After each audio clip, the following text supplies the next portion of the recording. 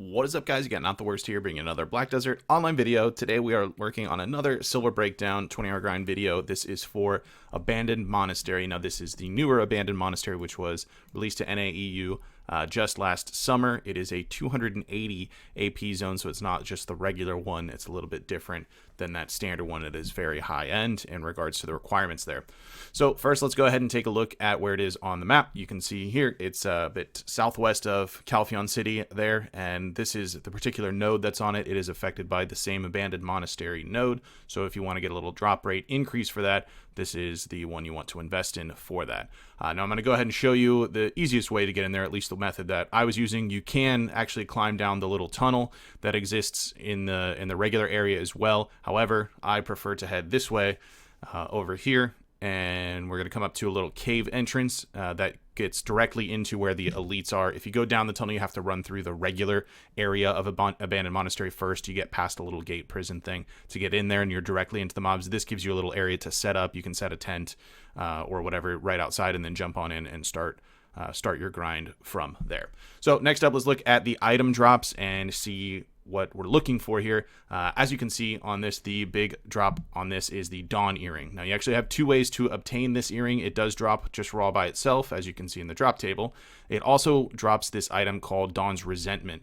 Now that item can be used to combine with 2 Mark of Shadow and 2 Shrine tokens, the little rings that drop from Zarka. You combine 2 Mark of Shadows on the top and bottom, the Shrine tokens on the left and right side to make a little cross, and it'll actually turn into a Dawn earring. So for a very, very tiny couple of mil cost, you essentially get a Dawn earring. So this Resentment is virtually a Dawn earring outright from itself.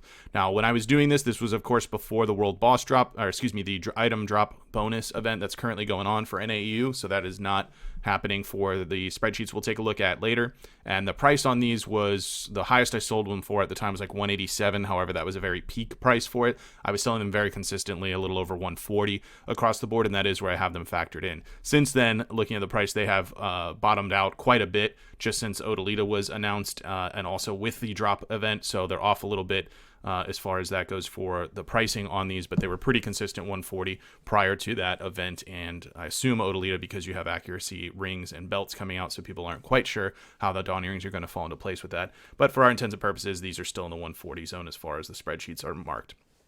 Next up, let's talk about the AP/DP requirement for this and gear in general. I strongly recommend you want to be at 281 Kudum. I'm not saying that you can't do it lower. In fact, my partner that was used for most of this was 273 Kudum. Kudum Blackstar Valkyrie. Valk is very good for this in general, and kind of just good everywhere because of Succession Valk's insanely good across the board right now. So that did kind of work out in that regard, but I did have some other hours with 285 Guardian. I was at 281 Blackstar Kudum myself while doing this. And you'll see in the trash loot, it does make an impact. I do recommend the 281. You're going to be much happier with the trash loot from there. It's totally doable, and we'll make some money lower than that, but you'll see the different ranges in trash loot. You can do anywhere from upper 3s if you and your partner are not quite where you want to be, and easily do 5K plus, which is really, really worth it. Which we'll take a look at in a bit. The other thing to note with your partner and your class doing it, as I play Dark Knight, I'll tell you right now, Dark Knight, not the best class for this sort of thing. You have a lot of floats. The mobs here can be CC'd.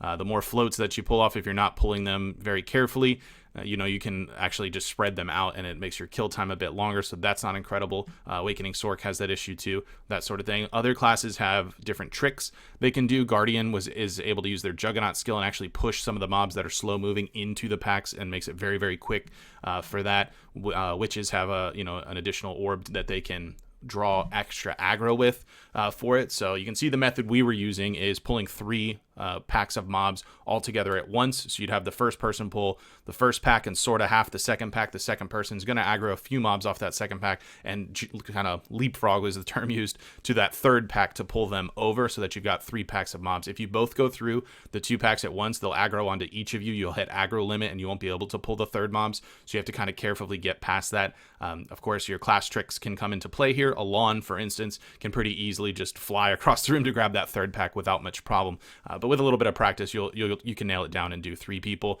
Again, though, we need to talk about DP. If you're doing this 3-pack pull method, I really recommend you at least hit that 341 DP bracket. And the other thing to keep in mind when we talk about DP is you also want to talk about DR. This is PvE here. DR is actually relevant to a point. Soft cap on DR is 310. The closer you are to that, the lot happier you're going to be grinding this spot. So if you're an evasion build or working on an evasion build and you're hitting, just because you're hitting that 341 DP bracket, you likely have something like 250 DR. You might get deleted in a single CC here, which can be an issue. Speaking of CC, these mobs absolutely can CC you, and they will, and you will get chain CC'd. You have these stalagmites, stalactites, falling from the ceiling that can knock you down, and then the mobs can chain stun you as well, especially if you're doing that 3-group pull along with it. You're going to get CC'd multiple times with this, and you need to make sure you have the DR and DP to be able to withstand it. So that is definitely something you need to get into. Obviously, there's instances where you can do it lower than 341. My Valk partner was like 333 or something like that and managed no problem because Valkyrie, also they have built-in resistances. We both ended up actually putting adamantines in our boots while grinding this area, which completely changed the game as far as grinding this. So I do recommend looking into that. With Odalita coming out and the extra crystal slots being added to Dandelion, it's a little bit easier to fit into your build as it is now. It's a little more difficult to kind of space things out, but if you're going to grind this for any length of time, I really recommend putting some RBF adamantines in the boots. It's going to save you a ton of stress as far as healing yourself, especially nighttime getting CC'd. This place is no joke. They don't necessarily hit harder than the Sacrea mobs, but because of the CC, you need to be able to tank a whole lot more in hits than you do in Sacrea for that instance.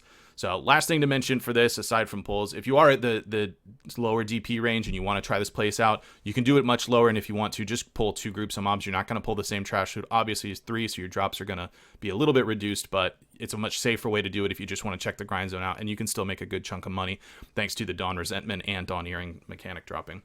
Aside from that, you also have this boss. So these red orbs are going to spawn. They're kind of like a rare drop from time to time. Once these red orbs spawn, they do not leave. They will stay there. If you leave the spot and somebody else comes and grinds in, those red orbs will still be there. They stay until you hit 5 of them. Once 5 of the red orbs have spawned, you're going to have a boss show up here, Spectre of Belmorn. So this boss spawns, and he actually, once those 5 orbs show up, it's up to 10 minutes. I've seen him spawn as quickly as 2 minutes after that announcement. It's a world announcement, so other players are going to know that this boss has spawned, and they are probably going to be coming in to try and kill him alongside you. The reason for that is that this gives loot for the top 5 DPS that attack the boss itself. So if it's you and your buddy in there, hopefully you get on him first before anybody else gets in there. Up to 5 people will get loot, and they have a chance at a Dawn's Earring or Dawn's Resentment. The top 2 DPS are guaranteed to get a Dawn's Resentment or Dawn Earring. You will 100% get them if you're the top 2 DPS. So I had several boss spawns while doing the span of this video for it. I think we only didn't get the boss once when we got jumped by a whole group of 5 for it, all ghillie suited up. That does indeed happen. The other times, a lot of people were fairly respectful, and what they would do is just kind of wait and say, hey, let me know when he's at 50% damage, and then my buddy and I are going to jump in and DPS him from there. Why? Because then it guarantees your Dawn Earrings for you, and then the other players have a chance at getting the loot since it was your boss. That's the way I like to treat it, but obviously it's a game. You can play it however you want, so if you want to go wild and PvP over it, you are more than welcome to. It does indeed happen. You will see it at some point. Last thing I want to mention before taking a look at the loot here is the terrain for it. There are a couple of spots, usually on these hills and things, that are around here. If you're grouping up mobs, just kind of pay attention there because it's a little bit off. I did fall through the floor once. One of my partners got stuck in the floor, tried to V out of the floor, and it kept him locked into the floor, so he ended up dying because it glitched there. Didn't happen nearly as severe at somewhere like Kratuga does, not quite that buggy, but did want to just mention it because it can be a little bit frustrating. You might end up losing a crystal due to nothing of your own fault and just a small glitch, so that does exist, just bear it in mind. All right, with that said, let's go ahead and take a look at these spreadsheets and see how we did for this grind.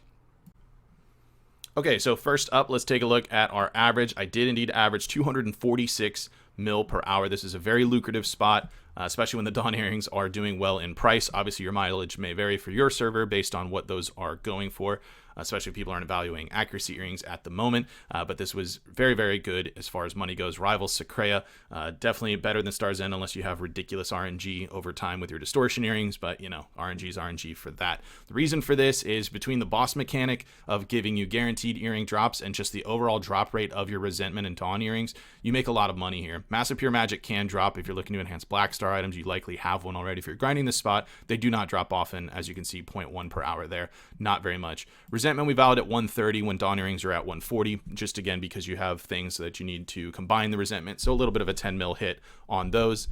Depending on what your costs on your server, it might actually be 135 or something. If your earrings are 140, you'll kind of have to look at the market for that. The interesting thing to look at here is the drop rate of the Resentment along with Dawn earrings. This is a 1.1 average. That means you're getting more than one Dawn earring on average per hour. Does that mean you're going to go in here 3 hours and get 3 earrings? No, it means on average, if you do enough, that you will see one per hour, and possibly a higher number than that. I've heard 1.3, 1.4 doable. The reason for this is, again, I had multiple partners while I was doing this. It wasn't always exactly the same one. Most of these were done with, again, the 273 Succession Kudum and Black Star Valkyrie. You can see in the early hours, although despite my highest hour ever being this 469, that was because I did just get lucky and got 3 Resentments to drop in that single hour. We only did 3.5 trash. This is when we were still pulling 2 packs at a time, and we slowly learned the 3-pack rotation to get into the 4s. This was when I actually learned it properly with the Guardian. That was 285 that taught me from there, and then I do have a few hours with a 277 Kudum Black Star Witch as well, so it's kind of spread out across the board. Ideally, you want to shoot for that 4.5k number once you're getting the 3 pull there, and then perfecting those pulls and getting it down, you'll start getting into the 5k pull, 5k trash numbers from there, which does mean, you know, more drops are going to be possible as well for that. It's going to take a little bit of practice getting those pulls down and kind of cohesive with your partner. Again, class that you're using for each of the players, yours and the others, is going to have a bit of impact here as some perform better. Again, DK, not exactly the best for it, but obviously since that's what I play, I couldn't not use DK. I still managed to average 4.3 trash across 31 hours, which was a lot of time. I was going to release this at 20 hours, but I was actually really enjoying this spot, so I just wanted to keep grinding with it. Considering we had to start out like figuring it out and how the pulls work, to still average 4.3 was pretty nice across the board. For that. Something else to note, you can see this one had a boss spawn that's marked here. Still did 4.8 trash, so this one probably would have been a 5k hour. I don't recall if that was the Valkyrie partner or not for that specific one. I had a total of 6 boss spawns in 31 hours for it, which wasn't too bad. There were instances where starting for the day, we'd jump in and there would be, you know, a couple of red orbs already available, which just means it's going to be sooner until the boss spawns. On average, it takes a little while, 2-3 hours, something like that, maybe more. It's just straight up RNG. It's just like getting a rare drop for those red orbs to spawn. So it might spawn, it might not. Maybe you come in and there's 3 orbs sitting there because somebody else left the rotation sooner. You never know. Kind of worth jumping around channels if you have server cooldown up, you and your partner, to maybe look for one that possibly has some red orbs, but you might run into people already on the rotation for it. There's only one rotation in this place, so it's not like you're going to be able to take a side rotation and run it from there. 2-man, 1 rotation only.